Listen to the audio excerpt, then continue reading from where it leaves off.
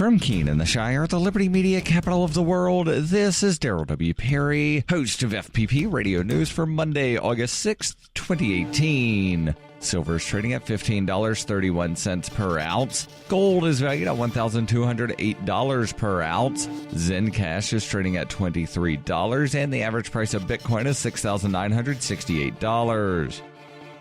Antiwar.com reports in a major blow to the Trump administration's cut-to-zero effort, demanding the international community stop buying Iranian oil. China has announced that they have no intention of accepting the U.S. demand. They added that they consider U.S. sanctions counterproductive. China and India are major purchasers of Iranian oil and major focuses of the U.S. demands. Iran's foreign minister says that China is particularly pivotal to saving the P5+1 nuclear deal. The U.S. withdrew from the nuclear deal months ago, but the U.S. was not trading with Iran in the first place. This has meant the administration's focus is on keeping everyone else from trading with Iran in hopes that it will collapse the deal. China is a big part of this, with estimates that they buy about 35% of all oil exported by Iran. Though China is apparently not envisioning raising the amount of oil they're buying, even not lowering the amount goes a long way towards ensuring Iran stays in the market. Iran isn't necessarily losing all of its customers either. Sri Lanka has been discussing keeping oil flowing to them and sending tea as payment. Iran is also courting multiple African countries, notably Ghana, to buy oil and pay with gold.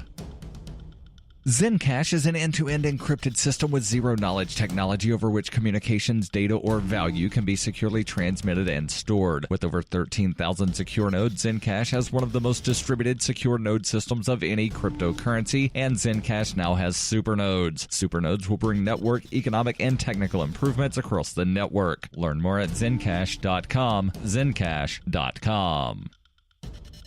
UPI reports as crews in California battle 17 wildfires. Governor Jerry Brown asked President Donald Trump for federal money to bolster the ongoing emergency response and help residents recover. More than 14,000 firefighters are working the front lines of the fires, including firefighters from other states. The fires have killed at least 8 people, stretching the state's funds and resources thin as firefighters try to gain control. On Saturday, Brown met with local leaders and emergency officials in Shasta County and requested a presidential major disaster declaration to help fight and recover from fires burning in Lake, Mendocino, Napa, and Shasta counties. Brown said in a statement, battling these relentless fires requires a Herculean effort. Additional federal assistance is needed immediately to reduce the direct threat to public health and safety. If granted, the funds would help victims with crisis counseling, unemployment assistance, food, and legal services. The money would also help state and tribal and local governments repair and replace disaster-damaged facilities and infrastructure such as roads, bridges, and utilities. Last week, Brown declared a state of emergency in Shasta, Lake, Mendocino, Napa, Riverside, and Mariposa counties and secured federal aid to further support those communities which are impacted by the state's largest fire, the Carr Fire.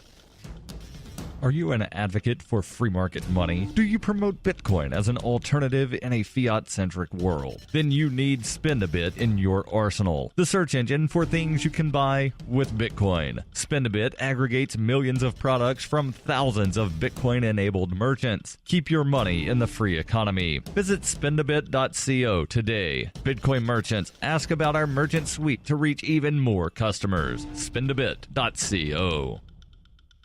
Reuters reports Venezuelan authorities said on Sunday that they have detained 6 people over drone explosions the day before at a rally led by President Nicolas Maduro, as his critics warned the socialist leader would use the incident to crack down on adversaries. The suspects allegedly launched 2 drones laden with explosives over an outdoor rally Maduro was holding in downtown Caracas to commemorate the National Guard, according to Interior Minister Nestor Reverol. One drone was diverted by security forces while the second fell on its own and hit an apartment building. The attack highlights Maduro's challenges in maintaining control over the country, where widespread food and medicine shortages have fueled outrage and despair everywhere from hillside slums to military barracks. State television footage of the rally showed Maduro startled by what appeared to be an explosion, and footage later panned to soldiers lined up on a boulevard who chaotically broke ranks in what appeared to be a reaction to a second blast. The president later described the attack, which injured 7 soldiers, as an assassination attempt. One of the suspects had an outstanding arrest warrant for involvement in a 2017 attack on a military base that killed 2 people, an incident that followed 4 months of anti-government protest.